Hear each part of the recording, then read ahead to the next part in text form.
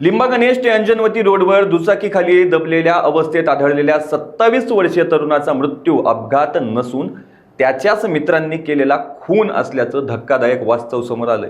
नेकनूर पोलिसांनी कोणताही ठोस सुगावा नसताना अवघ्या 3 दिवसात या गुंतागुंतीच्या प्रकरणाचा उलगडा केलाय। या प्रकरणी पोलिसांनी मयताच्या 2 मित्रांना पनवेल येथून अटक केली। दशरथ परदेशी वय 25 आणि धीरज येडे वय 26 दोघे राहणार अंजनवती तालुका जिल्हा बीड आहे। अशी अटक केलेल्या आरोपींची नावे असून किरण बंडू सोनवणे वय वर्ष 27 असं मयताचं नाव आहे। किरण हा 31 मे रोजी दुचाकीने क्रमांक MH 16 AR 2661 घराबाहेर पडला होता। दुसऱ्या दिवशी सकाळी त्याचा मृतदेह गाडीखाली दबलेल्या अवस्थेत आढळला। प्रथमदर्शनी हा अपघाती मृत्यू वाटत असला तरी पंचनामा दरम्यान किरणच्या गळ्यावर काळसर व्रण आढळून आले।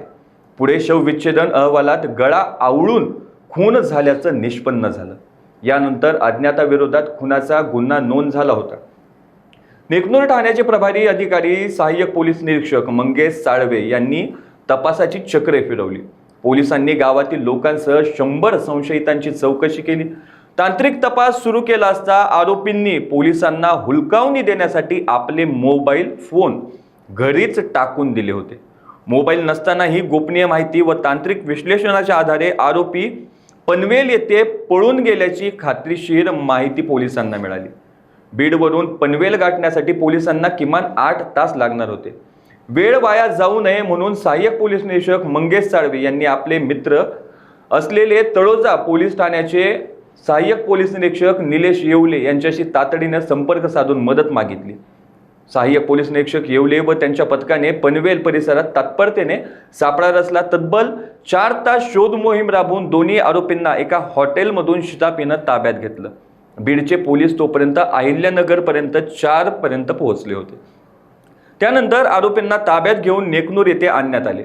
त्यांना दुपारनंतर न्यायालयात हजर केलं होतं। पोलिसांनी खाक्या दाखवताच आरोपींनी गुन्ह्याची कबुली दिली। मयत किरण आणि आरोपी हे एकमेकांचे मित्र होते। घटनेच्या दिवशी किरणने आरोपींना शिवीगाळ केली होती। त्यावरूनच त्यांच्यात जोरदार वाद झाला आणि याच रागातून आरोपींनी किरणचा गळ्यातील पांढऱ्या गमजाने गळा आवळून खून केला। त्यानंतर हा प्रकार अपघात भासविण्यासाठी त्याचा मृतदेह आणि दुचाकी रस्त्या शेजारी अंगावर टाकून दिली व तिथून पळ काढला।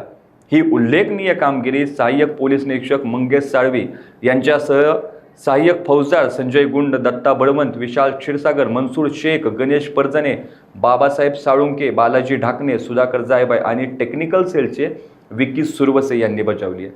स्थानिक गुन्हे शाखेचे पोलीस निरीक्षक शिवाजी बंटेवाड यांच्यासह उपनिरीक्षक सुशांत सुतळे व त्यांच्या पथकानेही यासाठी परिश्रम घेतलं होतं।